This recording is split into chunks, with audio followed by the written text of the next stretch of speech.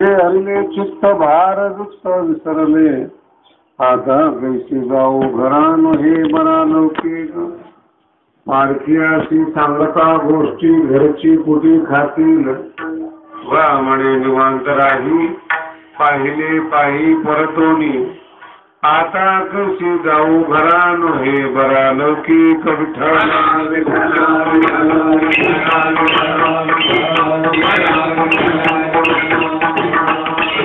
नाथ महाराजांची सृष्टी आहे. एवढे जगातले साधू आहेत, यांच्या जन्मदिवसापेक्षा निर्वाण दिवसाला फार महत्व आहे. जगद्गुरु तुकोबारायांची बीज साजरी केली जाते, ज्ञानोबारायांचा समाधी सोहळा साजरा केला जातो, नाथ महाराजांची षष्ठी साजरी केली जाते. तर जन्मदिवस कोणाचा साजरा केला जातो? याचं कारण आहे की संसारातल्या माणसाला जन्माला आले हेच नशीब. बर्थडे ज्याला म्हणतो ना, हॅपी बर्थडे, म्हणजे माणूस म्हणून जन्माला आले हे काही कमी पुण्य झालं का ते? आणि साधूच्या मरणाला महत्व आहे. याचं कारण असं आहे, काय करून गेला म्हणून पुण्यतिथी साजरी. काय करून गेला, ज्ञानोबारायांनी काय केलं, तुकोबारायांनी काय केलं, नाथ महाराजांनी काय केलं, याला फार महत्व आहे. त्याला जन्माला येणं हे तुमचं आमचं काम आहे. काय करून गेलात फार महत्व आहे.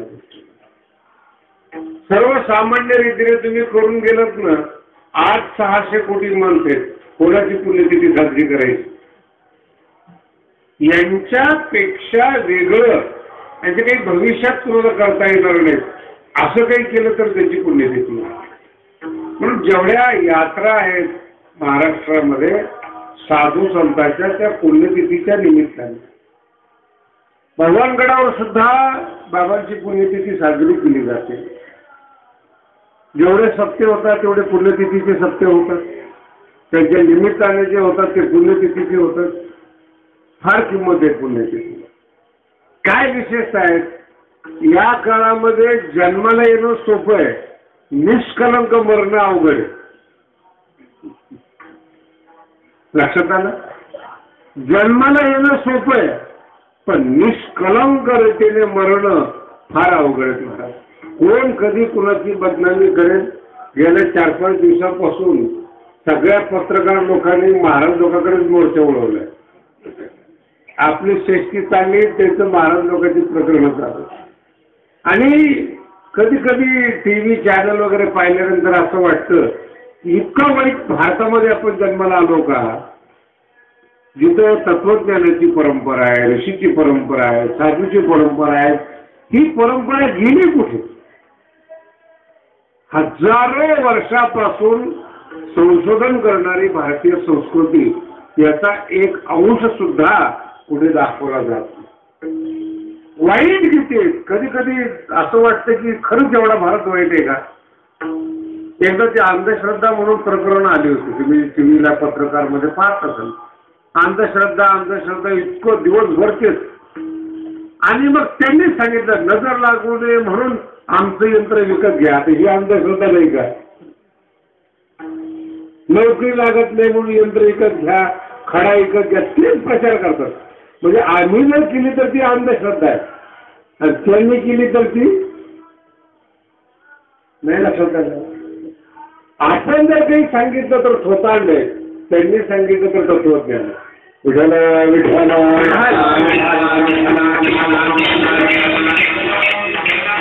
बदलता प्रवाह आहे, बदलता काळ आहे. गेल्या 20 वर्षांमध्ये भारत हा फार झपाट्यानं बदलला.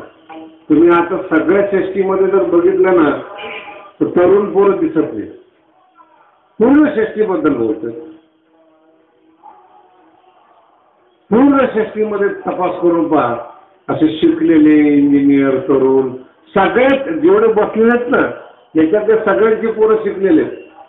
कोणाचे इंजिनियर आहेत, कोणाचे ग्रॅज्युएशन झालेले आहेत, कोणी डॉक्टर झालेले आहेत. त्यांचे बाप आले पण ते नाही आले. शब्द फार त्यांचे बाप आले पण ते नाही आले. का नाही आले? ते बापालाच मूर्ख समजतात हे शिक्षण असतं. आपल्या वडिलांनी जे केलं ते सगळं मूर्खपणाचं लक्षण आहे. ही आजची पिढी आहे आणि संतांच्या पिढीचं भूषण आहे. माझ्या वडिलांची निराशिका काय मान्यतेमध्ये बदल झाला बघा. आमच्या वडिलांनी जे केलं ते योग्य आहे, ते संत परंपरा आहे. आणि हे जुने लोक बुरसटलेल्या विचाराचे होते, ही आत्ताची पिढी आहे.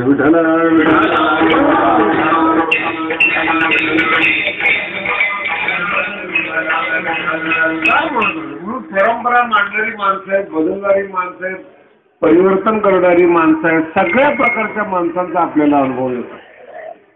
षष्टीच्या दिवशी नाथ महाराजांचा समाधी निर्वाण महोत्सव आहे आणि नियमाप्रमाणे जसं आपण एकादशी द्वादशी साजरी करतो तसा महत्वाचा दिवस षष्टीच आहे. एक परंपरा चालत आलेली की षष्टीच्या नंतर आळंदीमध्ये ज्ञानोबांची पुण्यतिथी हाच काल आहे. इतरत्र जर तुम्ही बीजेला गेलात तर बीज हीच काल आहे. पण नाथ महाराजांची परंपरा वेगळी. नाथ महाराजांच्या परंपरेमध्ये अगोदर समाधी उत्सव होतो, नंतर एक दिवसाचा कालचा निवास आहे आणि आजचा त्या ठिकाणी काला मानला जातो. पण परंपरेमध्ये बदल आहे. बीज झाली की देऊचं यात्रा संपली. ज्ञानेश्वर महाराजांच्या पुण्यतिथीच्या बाबतीमध्ये समाधी सोहळा झाला की काला. पण नाथ परंपरेत असं नाही. अगोदर समाधी, नंतर मुक्काम आणि आज काला. आणि काल्याचा प्रसंग माझ्या दृष्टिकोनातून जुन्या काळाच्या भाषेमध्ये नाथच्या भाषेत काला म्हणजे माझ्या भाषेमध्ये निरोप समारंभ आहे. 2-4 दिवस 8 दिवस आपण एकत्रित राहिलो, काही हिताच्या गोष्टी बोललो, 8 दिवस तत्वज्ञानाचं चिंतन केलं. त्याचा समारोप, त्याचा वादविवाद होऊ नये, त्याचा समारोप प्रेमाने व्हावा म्हणजे काला. आणि प्रेमाचं मूर्तिमंत प्रतीक म्हणजे भगवान श्रीकृष्ण. आजपर्यंत असा संत जन्माला आला नाही की ज्याच्या अभंगाने गवळणीचं रूप घेतलं नाही. अभंग लिहिणारे भरपूर आहे, पण अभंग जोपर्यंत गवळण होत नाही तोपर्यंत त्याला संत म्हणून मान्यता मिळत नाही. म्हणून ज्ञानोबरायापासून साधू संतांपर्यंत सगळ्यांनी. आणि गवळणीचं वर्णन सुद्धा इतकंच महाराज, जर खऱ्या गवळणी वाचल्या ना तर अभंगाची चव कमी लागते.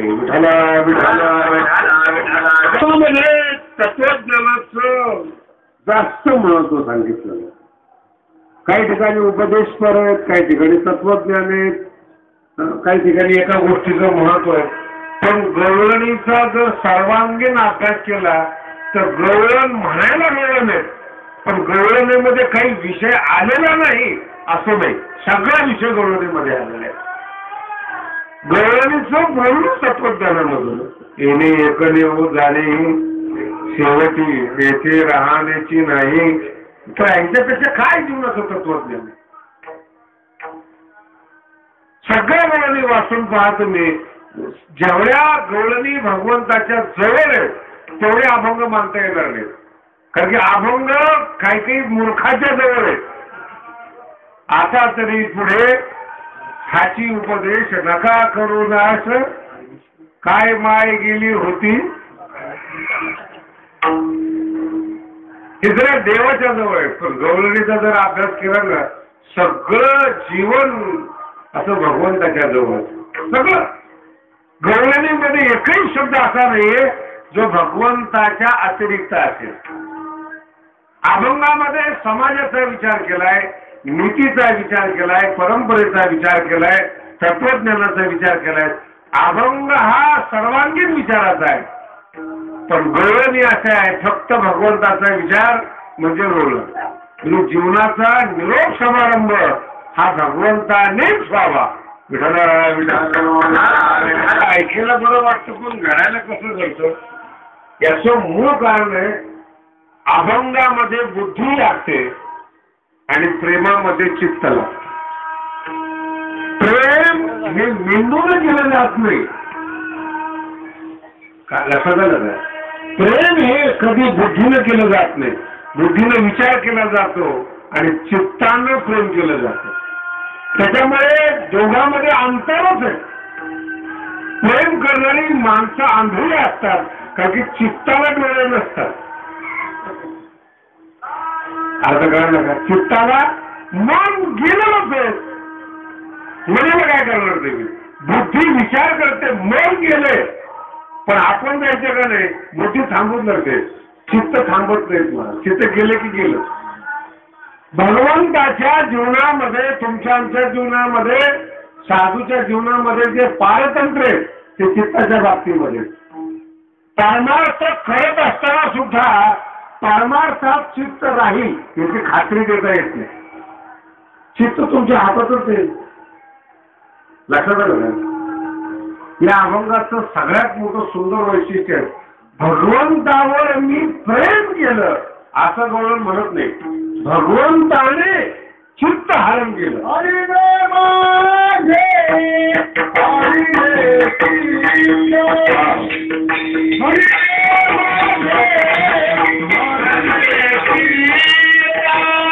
नीट ऐकल्यावर हरेने चित्त हरण हे वस्तुस्थिती आहे. जगामध्ये कोणाचं चित्त कुठं हरलं जाईल याचा भरोसा वाटत नाही. रामाच्या सानिध्यामध्ये सीता राहून सुद्धा हरणाने चित्त हरण गेलं. आणि चित्त गेलं ना, संसारात काही राहत नाही, संसारात फक्त बॉडी असते. रामाच्या सानिध्यामध्ये राहून जर हरणावर चित्त गेलं, रामाला काय अस्तित्व मला सांगा बरं तुम्ही. राम हरणाच्या मागे, याला म्हणतात संसार. रामात चित्त जोपर्यंत आहे तोपर्यंत व्यवस्थित आहे. सीतेचं चित्त हरणाच्या मागे गेलं, राम हरणाच्या मागे, याला संसार म्हणतात. तुम्ही जेवढे बसलेत ना, जर बायकोने तुमचं चित्त हरण केलं असेल ना, तिच्या मागे तुम्ही, तिने सांगितलं ते, दुसरं काही नाही.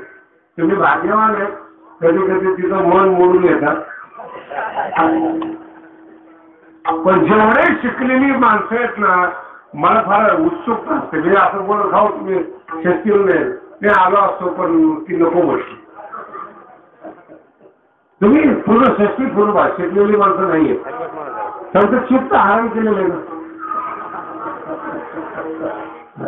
चित्त हरण केल्यामुळे परिणाम असा झाला, मोडता येत नाही. या अभंगाचं जे वैशिष्ट्य ते आहे, आता ती तुमची लायकी आहे. चित्त किती हलकं आहे आणि कोण हरण करतो. काही पैशावर बाळलेली माणसं आहेत, त्यांना बायको दिसत नाही, मुलगा दिसत नाही, काही दिसत नाही. की त्यांचं चित्त त्या पैशावरच आहे. पैसा मोजल्याशिवाय समाधान नाही मारत. आमचा असं दिसला ना पैसा असं थकू लागलेला, ब्रह्म मिळालं तर समाधान आहे. काही माणसाकडे इतका पैसा आहे ना, ते राजकारण केल्याशिवाय जमत नाही. कारण की त्यांचं चित्त हे राजकारणाने अपहृत केलेलं आहे. मग ते घरात सगळंच आहे, पण दिवस सकाळी 6ला निघाले ना, रात्री 12ला घरी. आमचा एक राजकारणी माणूस आहे, मुंबईचा नगरसेवक, कधी घरी कधी सापडत नाही. मी त्याला एक दिवशी विचारलं, घर बांधणं कशा करतात? सकाळी तुम्ही 6ला बाहेर पडता, रात्री 12ला घरी येता, एवढं 1 कोटीचं घर बांधणं कसं करता? आयुष्यभर दुसऱ्याच्याच घरात तुम्ही राहता, दुसऱ्याच्या बाबतीमध्ये विचार करताय. नाही म्हणजे मला सत्ता असल्याशिवाय काही खरं नाही. याचा अर्थ असा आहे, चित्ताचं आकर्षण सत्ता आहे. हा महत्वाचा विषय. आणि चित्ताचं एकदा अपहरण झालं ना, बॉडी खोकली असते, ती त्याच्या मागे जाते. बॉडीला काही करतायत. शरीर फार चित्ताच्या मानाने लहान गोष्ट. मेंदूला कळतं, पण चित्त कळवून देत नाही. हरणाच्या मागे सीतेचं चित्त गेल्यानंतर लक्ष्मण समजून सांगतात, रामावर कुठल्याही प्रकारचा धोका निर्माण होऊ शकत नाही. पण सीतेचं चित्त गेल्यामुळे बुद्धी जागेवर राहिली. ऐकतच नाही. मला सांगा, युधिष्ठिर असेल, नल असेल, सीता असेल, इतकी लहान माणसं आहेत का तुमच्यासारख्या संसारातल्या माणसांनी त्यांना सांगावं? नाही, कधी विचार करून बघा ना. काय काय काय प्रकार काय? धर्मराजा नाव आहे, जुगार खेळला तरी धर्मराजा पदवी गेली रे.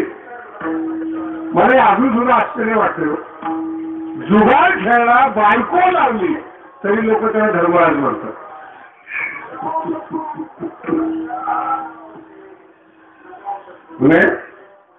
काय युधिष्ठिराचं नाव काय? धर्मराज. आता मला सांगा तुम्ही, कलियुगामध्ये असं नाव लागू शकतं का? नुसतं जुगार खेळलं ना. अहो, याचा आमचा एक महाराजांचा प्रसंग आहे. आणि ती महाराज लोक अशिक्षित असतात, त्यामुळे थोडाफार घपला होतो. आता मराठी सर बसले, त्यांना सांगतो. विठ्ठल महाराज गुलेंनी त्यांचा प्रसंग सांगितला. मी चातुर्मास मध्ये होतो, शांताराम गुरुजी आजारी पडले होते ना, औषध कागद पाठवलं. आणि ती इंग्लिश मध्ये सगळं दारूच्या दुकानाचे नाव असतात, वाईन शॉप. गुले महाराज म्हणजे मला असं वाटलं औषधाचंच दुकान.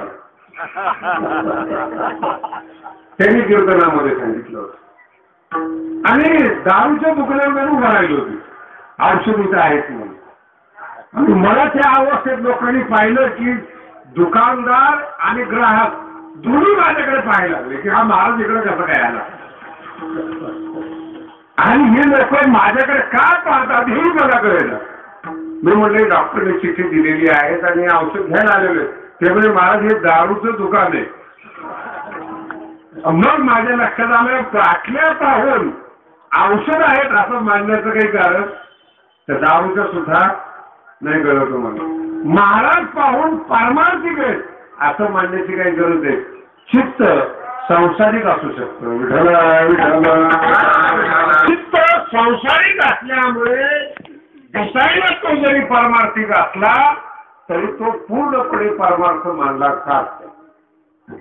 आणि वस्तूमध्ये ताकद असते. मला चित्ताचा आपण वस्तूमध्ये ज्या नट्या आहेत, जे हिरो आहेत, जे धन आहेत, जे बंगले आहेत, ते आकर्षक पद्धतीनं का मानले जातात त्याचा मूळ हेतू असा आहे, तुमच्या चित्ताचं आकर्षण करा. मूळ हेतू मेंदू चालला जाऊ नये तुमचा आणि चित्त आलं पाहिजे. काही महत्व नसतं कुठल्या गोष्टीला, काही महत्व नसतं. त्या काही काही ऍडव्हर्टाइजमेंट बघितल्या, ब्रश कधी बदलणार आहेत, त्यांना काही घेणे कधी. चित्त आकर्षित केलं जातं. म्हणून जाहिरातीची जी युग आहे, ऍडव्हर्टाईजचं जे युग ज्याला आपण मानतो, त्याच्यामध्ये काय केलं जातं, चित्तामध्ये पटलं पाहिजे. आणि चित्ताचं जर अपहरण झालं तुमच्या जीवनाचा काहीही, न तुमची तपश्चर्या कामाची, न तुमची विद्वत्ता कामाची. याचे उलटे दृष्टांत आहे. विश्वामित्र राजा होता, महाराज दादीपुत्र मानला जातो. विश्वामित्र राजा होता आणि एवढा मोठा वैज्ञानिक होता की त्यांनी प्रतिसृष्टी निर्माण केली. अनेक ठिकाणी ज्ञानोबांनी विश्वामित्राचं वर्णन केलं. प्रतिसृष्टी निर्माण केली. तो चित्त गेलं, लोकांच्या चित्तामध्ये प्रतिसृष्टी राहिली नाही, रंभात राहिली. विश्वामित्राने गायत्री मंत्र हा विश्वामित्राने तयार केला. चमत्कार आहे. आज सगळा भारत गायत्री मंत्राचा जप करतो. गायत्री मंत्राचा ऋषी विश्वामित्र आहे. तर विश्वामित्र म्हणलं की गायत्री दिसत नाही, रंभा दिसते. काय साहेब मला सांगा ना, गायत्री मंत्राचा साक्षात्कार होऊन लोकांच्या चित्तामध्ये चित्त नियंत्रित नाहीये. आणि एकदा चित्त गेलं तुमचं महाराज काही फायदा राहत नाही जीवनामध्ये. किती गोड बोलताय, किती चांगलं बोलताय, किती शिवाय. चित्त नियंत्रणामध्ये असलं ना, नाही बोललं तरी इम्प्रेशन पडतं. त्याचं नाव भगवान बाबा. जेवढी माणसं बसली सगळ्यांनी बाबा पाहिलेले, कुणाचे काय बोलले ते. बाबा बोलतच नव्हते पण फळ चालत होता. याचं कारण आहे नैतिकता हे वजनच आहे. चित्त नियंत्रण हे परमार्थाचं मुख्य लक्षण आहे. अगदी तुकोबाराची अशी कितीतरी आपण नसावी, वासर, निद्रा, बहु हे सगळे चित्ताचे लक्षणच होतात. युक्त आहार विहार समोर जिलेबी असताना खायची नाही. चित्तावर नियंत्रण, युक्त आहार सांगितले कमी खायला पाहिजे. माणसं म्हणतात एकदा खाल्ल्याने काय होतं, डेरा होतं काय होतं. परमार्थात असे महाराज मंडळी समाजाला ते सांभाळते, समाज त्यांना सांभाळतो. नाही समाज ते समाजाला सांभाळत नाही, समाज त्यांना सांभाळतो. महाराज त्याला उठायचं असलं तरी 2 माणसं लागतात, चालायचं असलं 4 माणसं लागतात, कुठं जायचं असलं तरी माणसं लागतात. म्हणजे सगळं कशाचं युक्त आहार हे सांगितलेलं आहे. पण चित्त राहत नाही, चित्तामध्ये नियंत्रण राहत नाही. हे परमार्थाचं म्हणून. आणि चित्ताचं नियंत्रण राहिलं की परमार्थ. थोडे आहे चित्त सहाय्य झाली. तुमच्या चित्ताने तुम्हाला जर मदत केली, मी काय का बरं का, तुमच्या चित्ताने तुम्हाला जर मदत केली तर परमार्थ फार मोठा नाही. तुमचं चित्त तुमचं ऐकत नाही हे वास्तव. काय काय करीतो या मन आणि चित्त एकच मत असं वाटत तुम्हाला. मन वेगळे आणि चित्त वेगळे. काय काय करीतो या मना परी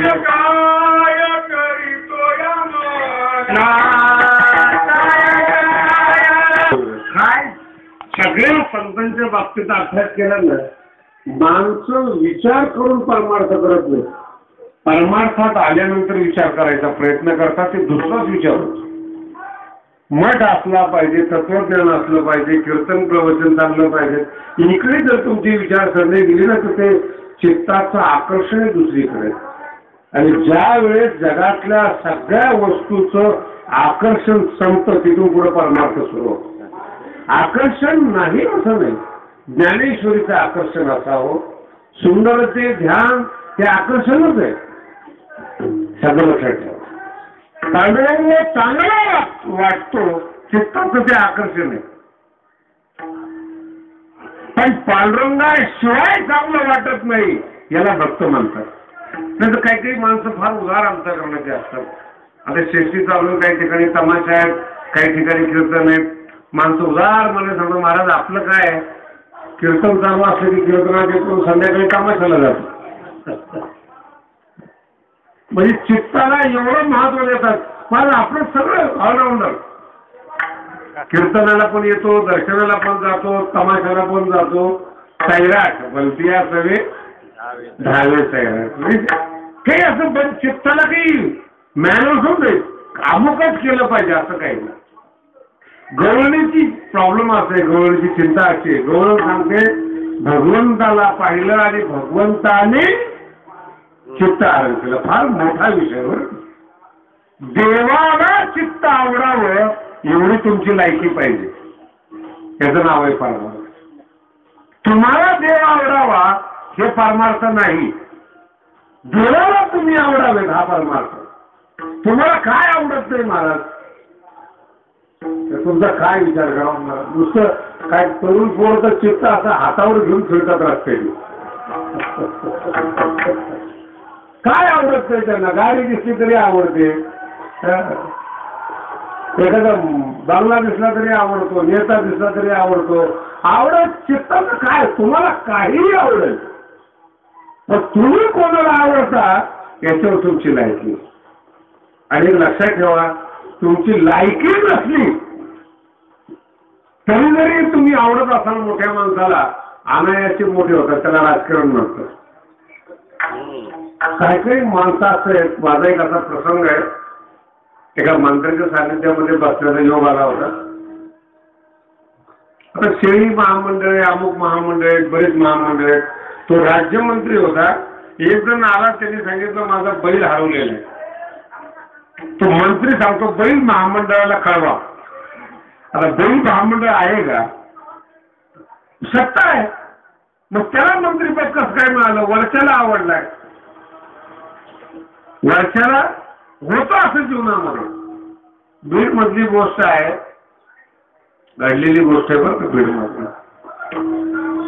की एक काम करायचं होतं आणि मंत्रालयातून GR निघालेला, हे काम अशा पद्धतीने करा. मग ते मोठ्या माणसाने विचारलं हे काम कसं काय करायचं म्हणजे महाराज जी आर अजून आला नाही. जी आर निघालेला आहे पण जी आर आलेला नाही. त्याला म्हणत आल्यानंतर मला सांगा काठीने जोडतो म्हणे त्याला. आतापर्यंत कसं काय आला नाही जी आर काही माणूस आहे का मला बोला. आणि तो माणूस सत्ताधारी का सत्ता मिळाली वरच्याच्या मनात आलं. बुद्धिमान माणसाला नोकरी मिळत नाही आणि मूर्खाला सत्ता मिळते. हे सगळं कोणाचे तुम्ही आहात त्याच्यावर अर्थ कळाला का. आज बुद्धिमान माणसाला नोकरी मिळत नाही. 90% पुढे मार्क आहे नोकरी मिळत नाही. आणि वशिला असला तर महाराज काय मंत्री पद मिळतं लायकी नसताना. याचं मूळ शोधा. मी टीका करतोय असं नाही मी रहस्य सांगतो. काय मिळते नोकरी का मिळतं मंत्रीपद. तुम्ही कोणाला तरी आवडत असता म्हणून दिलंय. जर एका माणसाला जर तुम्ही आवडता तर तुम्हाला मंत्रीपद मिळतं तर विश्वभराला आवडल्यानंतर संतपद मिळणार नाही का. रिद्धी मिळणार नाही. छोट्या गोष्टी त्या रिद्धी सिद्धी तपश्चर्या पण देवाला आवडलं पाहिजे. गवळण सांगते मी भगवंताला पाहायला गेले माझी इच्छा नव्हती कारण की मी विवाहित आहे माझं लग्न झालेलं आहे माझा संसार आहे मला घरदार आहे. माझी चूक झाली मी भगवंताकडे गेलोय आणि माझं चित्त भगवंताला आवडलं.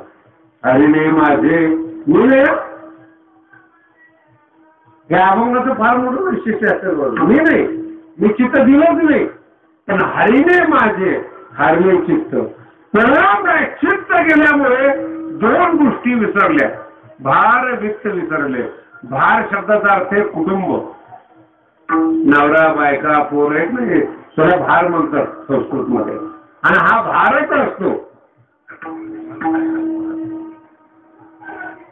आणि ह्याच्या अतिरिक्त दुसरी वस्तू म्हणजे धन. सुटलेलंच नाही माणूस नाही. भार युक्त विसरते. याचा अर्थ असा आहे बुद्धीमध्ये ह्या दोन गोष्टी नसतात चित्तात ह्या दोन गोष्टी आहेत.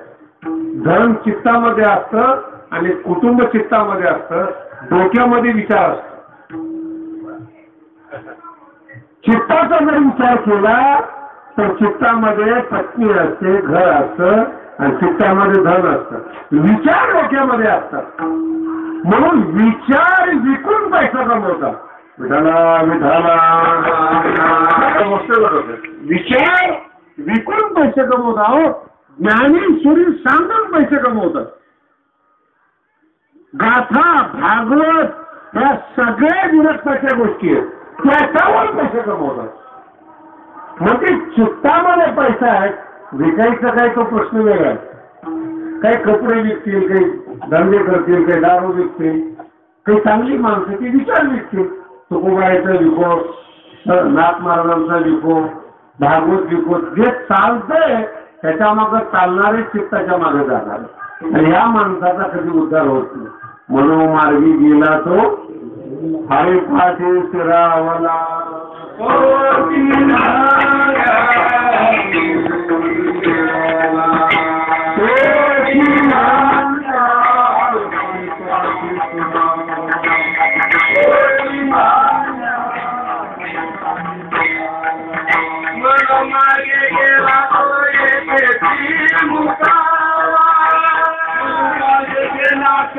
आणि जे सांगतो ना याच्या मागे शास्त्र आहे.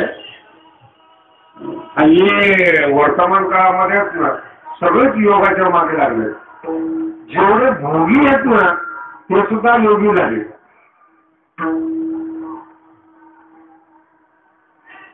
मेघा योग सेंटरमध्ये आता अजून माझे मित्रमंडळ जे आहेत बरं त्यांनी काय काय कुठे कीर्तन जमिना प्रवचन जमिना योग सेंटर चालू होतं.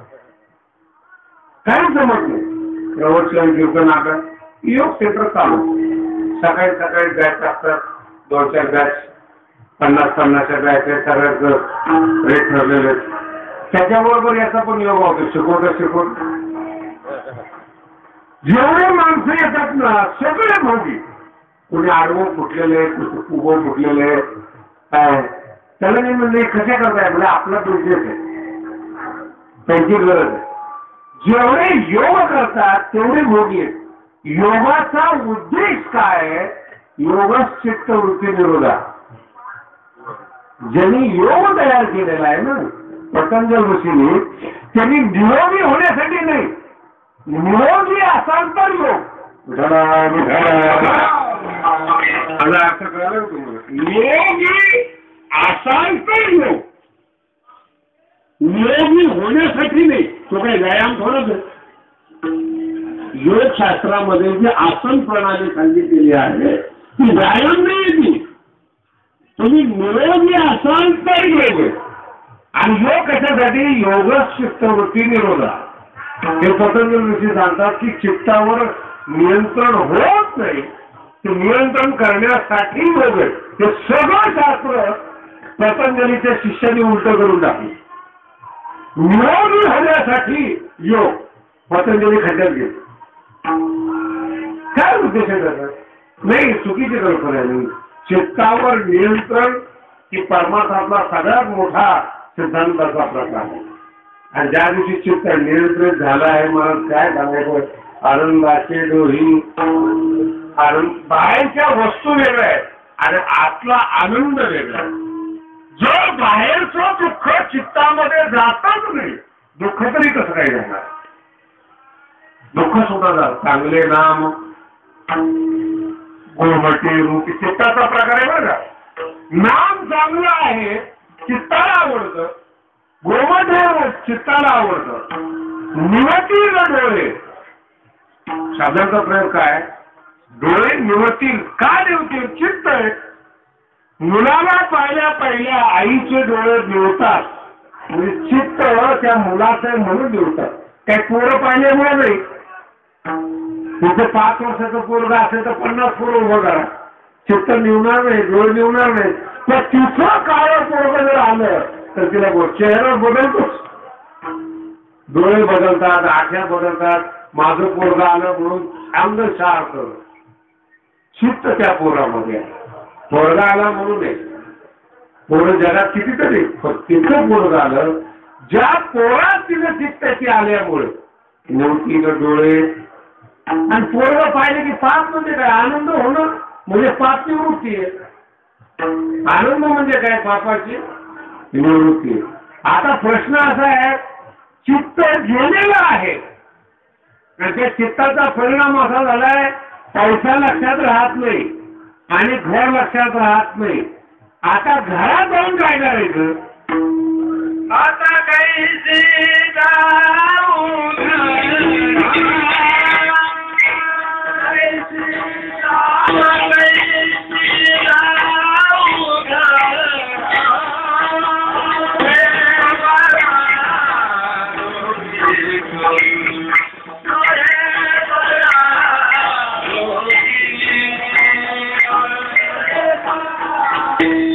मला बऱ्याचशा मर्यादा आहेत म्हणून बोलता येत नाही, पण जेवढं मर्यादा तोडता येतील तेवढा प्रयत्न आहे. मला जेवढं जमलं. आता त्याची जाऊ फार मोठं शास्त्र आहे बरं का. ती म्हणते जर माझं चित्तच नाही तर घरात जाऊन काय करणार आहे? आता संसाराचा जर आपण विचार केला, नवरा आल्यानंतर आनंद होतो, बरोबर आहे का? घरामध्ये नवरा आल्यानंतर आनंद होतो. काही स्त्रिया अशा आहेत गेल्यानंतर आनंद होतो. म्हणून मर्यादा आहे बोलायला. असला तर आनंद होत नाही, जाण्याची वाट पाहतात आणि लवकर जावं अशी व्यवस्था करतात. तो गेला की आनंद. याचं मूळ कारण सांगतो महाराज. पतिव्रता आणि सामान्य स्त्री याचा फरक करताना सांगितलेला आहे. नामावली ज्ञानेश्वरीमध्ये कितीतरी लिहिलेलं आहे. पती जर विदेशामध्ये गेला तर तिचं घरात मन लागत नाही, कारण की चित्त पती बरोबर आहे. जिथे पती तिथे चित्त नाही. जिथे पती आहे तिथे चित्त हे पतिव्रतेचं लक्षण आहे. जिथं पत्नी आहे तिथे चित्त. स्त्री आहे पण स्त्री म्हणता येणार नाही तिला, हे जीवन आहे. घरात कुणीतरी असलं पाहिजे हे चित्ताचं लक्षण आहे. कुणीच नसलं पाहिजे घरामध्ये म्हणजे स्वैरपणाला वाव मिळतो हा प्रश्न. मग तुम्ही तुमचे जर संसार अभ्यासले ना तर ज्ञानोबा तुकोबा हे अभ्यास करून सांगतात. व्यवहार वेगळा आणि चित्त वेगळं. नवरा आहात म्हणून बायको जीव घालते, चित्त आहे का नाही कुणी विचारले, चित्त दिसतच नाही. व्यवहार सगळे व्यवहार सारखेच मला. नवरा आहे म्हणून स्वयंपाक होणार, नवरा आहे म्हणून त्याला जेवण दिलं जाणार, नवरा आहे म्हणून घर सांभाळलं जाणार. तर काही जिथे काही चित्त असतं त्या जर वस्तू आल्या समोर तर नवरा गौण होतो. नवरा गौण होतो म्हणजे चित्त नव्हतंच. मग का दाखवलं नाही? दाखवता येत नाही म्हणून गवळण सांगते चित्त गेलेलं आहे. नवऱ्याकडे जाऊन काय करणार, घरात जाऊन काय करणार. आता कैसी घरात जर चित्तच घरामध्ये नाहीये तर शरीर घरात नेऊन काय फायदा आहे. आणि नुसतं शरीर जर घरात गेलं ना, काही काही माणसं ना बहादर असतात ना, काही बोला परिणामच होत नाही. काही बोला, अभ्यास नाही केला परिणाम, जेवण काय असं धुंदीत असतात माणसं. पागल जसं असतो ना सगळा संसार बोलतो त्यांना. बोल ऐकत काही बाया आम्हाला सांगतात महाराज गेल्या 10 वर्षापासून यांना बोलते पण काही परिणाम होत नाही. म्हणलं समजतंय, कंटिन्यू 10 वर्ष सांगून परिणाम ऐकतच नाही. फार महत्वाचा विषय. साधू काय वाटतात, सगळं जग एका दिशेने वाहतं, साधू ऐकत नाही. साधूला जे वाटतं तेच साधू करतो. साधू आपल्या चित्ताला संसाराच्या दिशेनं प्रवाहित होऊच देत नाही. हे साधूचं वैशिष्ट्य. कधी साधूला भेटा, साधूला बोला, साधूची चर्चा करा. माझे चित्त तुझे माझे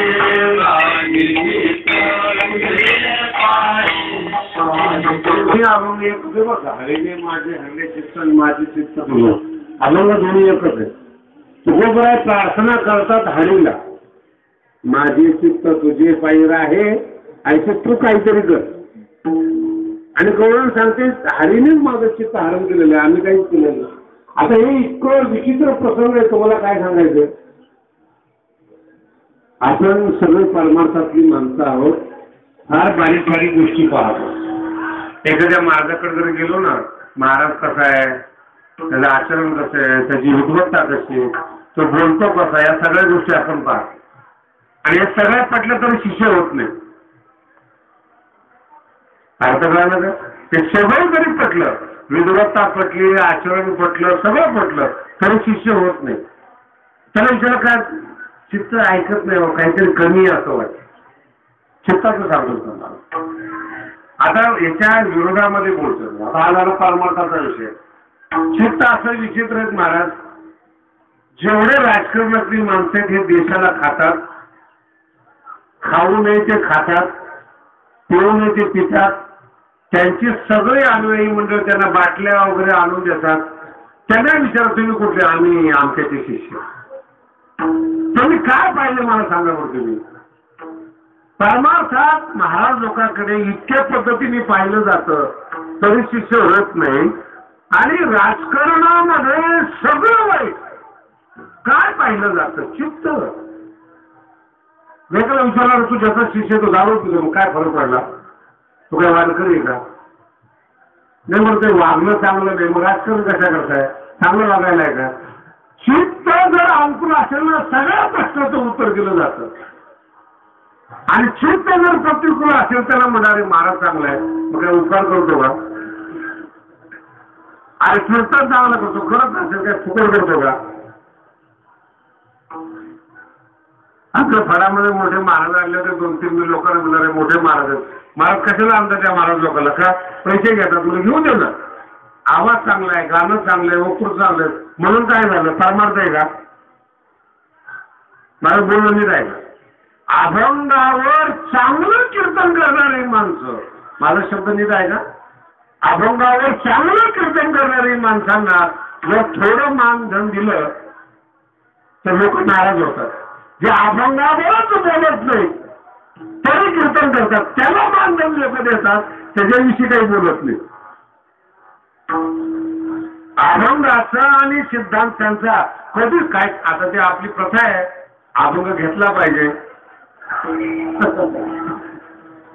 मी सुद्धा असे बरेचसे कीर्तन ऐकलेले अभंग घ्यावा लागतो म्हणून घेतात, आणि अभंग एकदा घेतला ना तर पहिल्यांदा भेट आणि शेवटी चालीला भेट मध्ये अभंग असतो. हे कीर्तन करायला भान नसतं, श्रोत्याला कुठं लागलं. हा माणूस नाव काय त्यांना जर पैसे लोक म्हणतात त्यांची तारीख मिळत नाही. जो अभंगावर बोलत नाही त्यांची तारीख मिळत नाही, जे अभंगावर बोलतात त्यांची घेत नाही.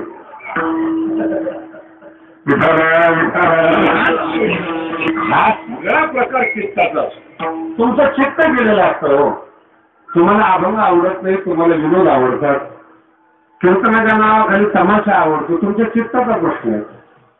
ही साधक मंडळी आहेत, निर्मता पाहणारी मंडळी आहेत, तज्ञ मंडळी आहेत की त्यांच्या पद्धतीने. हिरा पाहणारा माणूस काच पाहत नाही, काचीला भाळणाऱ्या माणसाला हिरा कळत नाही. हा चित्ताचा प्रश्न आहे. म्हणून परमार्थ करणारं जे चित्त असेल त्यांची समस्या आहे. ज्यांना परमार्थ करायचा ते त्यांचं चित्त राहिलं काय, गेलं काय फरक पडायला लागला त्याचा. जगत गोष्टोपराय सांगतात त्या गवळणीची समस्या आहे. आता कैसी जाऊ घरा नाही का, एक शब्द फार गोड बरं का, जर सुभाषित वाक्य असतात ना तसे वाक्य ते लोहे बरा, एवढंच वाक्य जर अभ्यासलं तर फार चांगले. लोहे बरा हे सगळ्यासाठी वापरतो. जेवढं दुःख होतं तुम्हाला जीवनामध्ये केवळ लौकिकामुळे दुःख आहे. लोहे बरा, लौकिक, लौकिक शब्द जो तयार झालाय ना लोकातून तयार झाला. लोक शब्द लोक, लोक आणि लोकाची मान्यता त्यालाच लौकिक म्हणतात. लोकाच्या संबंधातला प्रत्यय. लौकिक म्हणजे काय, लोकांनी दिलेली मान्यता. लोकांनी मान्यता दिली लोकांना काढून पण घेता येते, ज्यांना निवडून देता येतं त्यांना पाडता पण येतं. लौकिक लोहे बाळा. पण वाईट काय माहिती का याच्यामध्ये, सवय लागली ते वाईट आहे. मी मगाशी असं येत होतो, मला फार काही निरीक्षण चालूच असतं.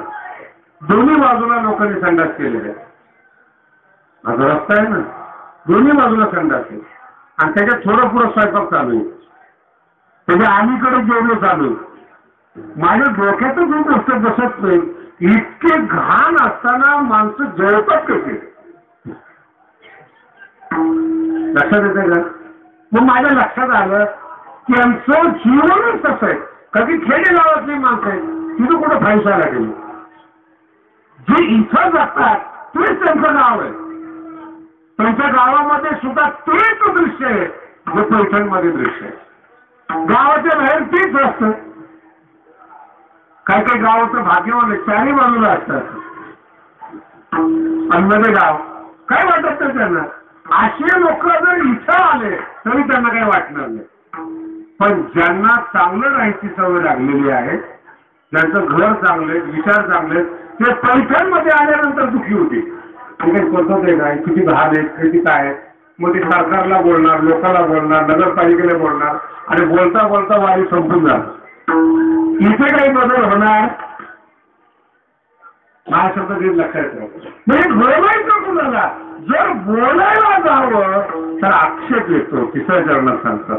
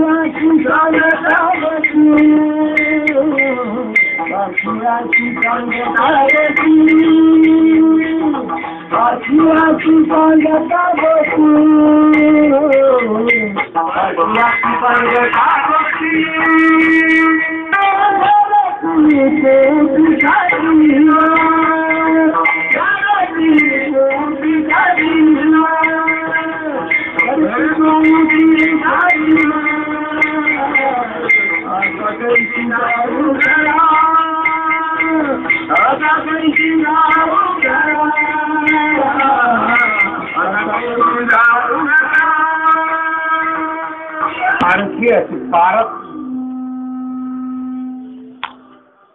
करणारा म्हणजे अनुभव पारख प्रज्ञ गोष्टी पारखी अशी सांगता गोष्टी हा एक सामाजिक विरोधाभास आहे. चांगल्या माणसाबरोबर तुम्ही बोलायला लागले ना तर मूर्ख माणसं तुमच्यावर रागवणारच. त्यांना असं वाटतं आपल्याबद्दलच काहीतरी सांगतात. या जगातलं एक सामाजिक विरोध आहे. पारखी अशी अनुभवी माणसाशी बोलताना अनुभवाचं बोलताना अनुभवाविषयी बोलताना आणि पारख म्हणजे प्रत्येक व्यक्ती पारखी अशी सांगता पारखी अशी आपल्या अनुभवाबद्दल सांगत असताना त्या घरची जी माणसं आहेत ना ती कुटील आहेत. कुटील शब्दाचा अर्थ आहे कपटी. आणि ते घरची माणसं बोलतील असं नाही खातील. घरची कुटी हे काही सांगायला पाहिजे तुम्हाला कसं खातात ते. अख्खं खाऊन टाकलं चवून फेकून दिलं तरी कळत नाही मला. घरची कुटी कधीही लक्षात. चांगल्या माणसाबरोबर बोलायला गेलं ना संशय पहिले राबवतात. तिकडं काय गेलं मी नवीन गादीवर बसलो काही काही माणसं बोलायला यायचे ते मजबूत माणसं शास्त्रीजीला कशाला बोलतात बोलू दे ना. माझा बोलण्याचा अर्थ लक्षात ठेवायला म्हणून मला जर काही अडचण नाही समोरच्याला अडचण नाही समच्यांना का अडचण घरची माझा शब्द नीट आहे का. अडवणारी माणसं ही घरातली आहे बाहेरची नाही. मोठ्या माणसाला लहान करणारी ही घरातली माणसं असतात बाहेरची नसतात. तुम्ही कसे आहात हे तुमच्याबद्दल तुमच्या घरात बोललं जातं. बाहेरचा माणूस तुमच्या गुणाचा आदर करतो. असं लक्षात आलं.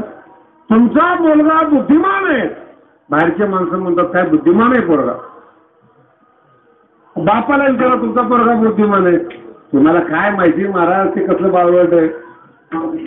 घरची कुठे म्हणजे एखाद्या वेळेस चांगला स्वयंपाक एखाद्याने पोरीने केला अहो मुलगी तुमची चांगली आहे स्वयंपाक सांग महाराज तुम्हाला आमची पोरगी माहित नाही घाटीला तुम्ही आणला असेल. घरची कुठे घर आपल्या भारताचा स्वभाव इतका चांगला आहे महाराज. कोणाच्याही घरातली माहिती पाहिजे असली ना नुसतं त्याला म्हणा काय तुमचा भाऊ चांगला आहे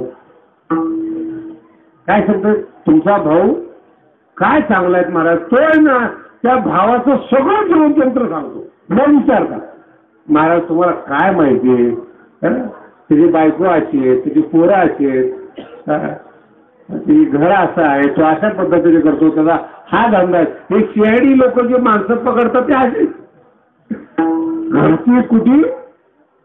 आणि मला अजून कळलं नाही बरं का भाऊ भावाच्या विरोधामध्ये स्तुती दुसऱ्याची करणार. एका आईच्या पोटात जन्माला आलेली माणसं एकमेकाच्या विरोधामध्ये आणि जी माणसं यांची नाहीच त्यांची स्तुती करतात. अर्थ कळाला का. जी माणसं यांची नाहीच यांना कधी पाहिलं नाही त्यांचे फोटो यांच्या घरात. एखादी मंत्र्याचा फोटो लावला म्हणलं कधी भेटले का आपला काय संबंध आहे. बांधावरून भावाशी भांडणं आणि त्याची भेट नाही त्याचा फोटो घरात काय संबंध आहे. घरची कुठे आणि हे काही आज नाही आहेत गेल्या 2000 वर्षापासून चालत आलेले आहेत. जर भावकी शिल्लक असेल अग्नीची गरज नाही महाराज. तुम्हाला दुःख देण्याकरता तुमची भावकी इतकी मोठी आहे. राजा भर्तृहरी लिहितात आपल्या नीतिशतकामध्ये की जात इतकी वाईट आहे तुम्हाला जाळण्याकरता ती भरपूर आहे. दुसरं कोणी तुम्हाला त्रास देणार नाही. घरची कुठे खातील म्हणजे महाराज ह्या समस्या कायम आहेत. तुकोबारायला ती गोळून सांगते ह्या समस्या कायम आहेत, पण जगायचं कसं? तुका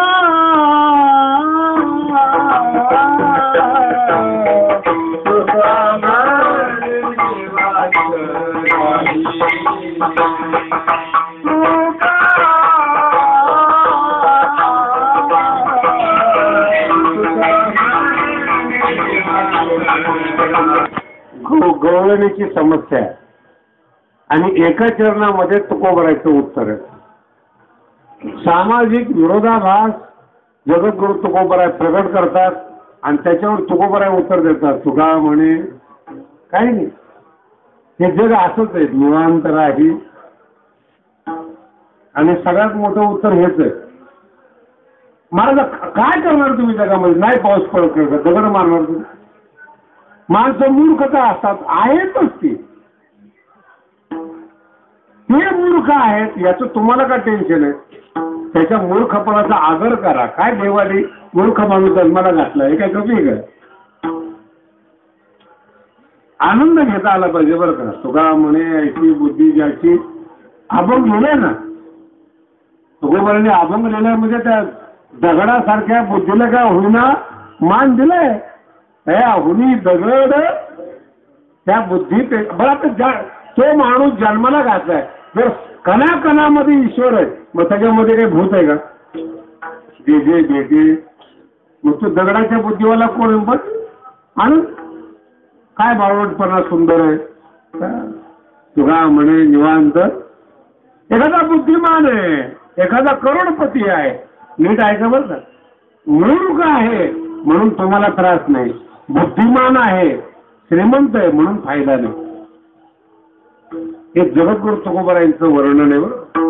बुद्धिमान आहे, हुशार आहे, अत्यंत श्रीमंत आहे, त्याच्यापासून तुम्हाला काही फायदा नाही. कोणाचंही वर्णन करा, काय फायदा नाही त्याचा. काही माणसं हिरोचं वर्णन करतात, काय फायदा आहे तुम्हाला? आणि मूर्खाची निंदा करून काय काय तुगा म्हणे निवांत. पाहिले पाही परतुनी, विचित्र अभंग बरं का. पाहिले शब्दाचा अर्थ नीट आहे का? जो देवाचा अनुभव घेतलाय तो पाहिले, भूतकाळ भगवंताचा घेतलेला अनुभव पाहिले, परतोनी पाही, त्याचं नाव परमार्थ आहे. जो देवाचा अनुभव घेतलाय तोच पुन्हा पुन्हा घे. पाहिले परतोनी पाही, ज्याचा अनुभव आलेला आहे तोच पुन्हा पुन्हा घ्या. अगदी वेगळ्या बा. खाजण्याची खावे वाटे भेटिले भेटे, पुन्हा पुन्हा पारायण, पुन्हा पुन्हा आवृत्ती, पुन्हा पुन्हा सगळं पुन्हा पुन्हा का करायचं? पाहिले परतोनी पाही, त्याच्यामध्ये आनंद.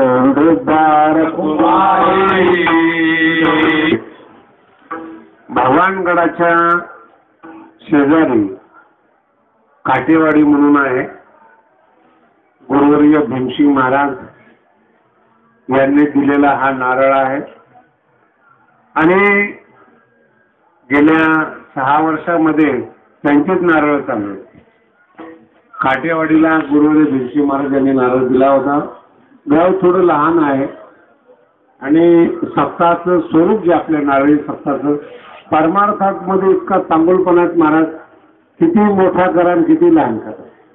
10,000मध्ये सप्ताह होतो आणि 10 लाखात एक कीर्तन होतं. जसं लग्न आहे, किती मोठं करायचं तुमच्या मनावर आहे. अख्खा मराठवाडा जीव घालू शकता, नाही तर फक्त नवरा नवरी जीव घालू शकता, जे तुमच्या मनावर आहे. विदेशामध्ये लग्न होतात, 4 ते 5 माणसं असतात लग्नाला बरं का. पण मेल्यानंतर कोणच नसते, सरकार त्यांना घेऊन जातं. 4 ते 5 माणसं लग्नाला बरं का. आणि फार प्रेस्टीज पॉईंट मानला जातो लग्नाला. कोणाला बोललं? मुलीचे आई वडील आणि मुलाचे आई वडील असले व्यवस्थित तर. तलाक दिवस वगैरे जर झालेला नसेल तर. आता विदेशामध्ये सरासरी नियम असा आहे, पुरुषांनी 4-5 लग्न केले पाहिजे आणि बाईनं 4-5 नवरे केले पाहिजे, त्याला विदेश म्हणतात. तर मग असं कसं तिकडची संस्कृतीच दिसते म्हणून पटत नाही. तुका म्हणे निवांत तुला काय म्हणतो तुझी? मला लोक म्हणतात तुम्ही विदेशामध्ये जातो, तुम्हाला कसं काय सुरू तुका म्हणजे निवांत मी करतो ना, तुला काय ठेवू केलं? संसारच तसा आहे, त्याला काय करतात. आणि काळानुरूप या सगळ्या गोष्टी बदलतात. अजूनही आपल्या भारतामध्ये डोंगर हिमालयामध्ये जात आहे, त्याच्यामध्ये जर 3 भाऊ असले तर लग्न एकच करतात. अजून बरं 21व्या शताब्दीतलं बोलतो, 3-4 भाऊ आहेत, एकच लग्न करतात. मुलीची कमतरता आहे. हा सामाजिक प्रश्न आहे तो. मुलीची कमतरता काय केलं पाहिजे? मग त्यांनी असं ठरवलेलं, मग ते परंपरेनं मुली कमी असल्यामुळे एक लग्न करतात. काही ठिकाणी आता मुस्लिम धर्मामध्ये 2-3 लग्नाची प्रथा आहे. काही आयुष्य म्हणून नाही, त्या काळामध्ये मिडल ईस्टमध्ये म्हणजे जिथे मोहम्मद पैगंबर जन्माला आले होते, तुझं मुलीचं प्रमाण जास्त होतं, मुलं कमी होते. मग काय सामाजिक संतुलन कसं राहील? पण एका पुरुषाने 3-4 बायका केलं त्या टायमाला चालत होत्या. त्या टायमाला परिस्थिती अशी होती, मुली जास्त होत्या, मुलं कमी होते. अनबॅलन्स सोशल होतं त्या टायमाला. त्यावेळेस लग्न करा, ती परंपरा नाही आहे, प्राधान्य नाही होते. ते सामाजिक संतुलन आहे. काय केलं पाहिजे, कशा रीतीने जगलं पाहिजे. आता जशी तशी प्रथा चालत आहे. म्हणून यावर्षी जो मूळ मुद्दा आहे तो काठेवाडी छोटं गाव आहे. छोटं गाव असलं तरी अन्नदानामध्ये कमी नाही आहे. अन्नदान आपल्या मोठ्या प्रमाणामध्ये 28 मार्चला सप्ताह सुरू होतो. ज्या लोकांना यायचं असेल सप्ताहासाठी त्या सगळ्यांनी यावं. सगळ्याला निमंत्रण आहेत. आणि आता हा जी मुलं उभी राहिलेली आहेत ना, नवीन भगवानगड आहे. हा लौकिक जीवन वस्त्र सांगितलं निर्मोतन वेळीचे. पण मी आता 2-3 दिवसापासून पाहतो मुलं उभे राहतात. ते चुकीचा समज तुमच्यामध्ये निर्माण झाला असेल. मुलांकडे लक्ष आहे पण जुन्याकडे लक्ष नाही असेल. जुन्याला अडवलेलं नाही. भगवानगडाची तुम्ही सगळ्यांनी सेवा केलेली आहे.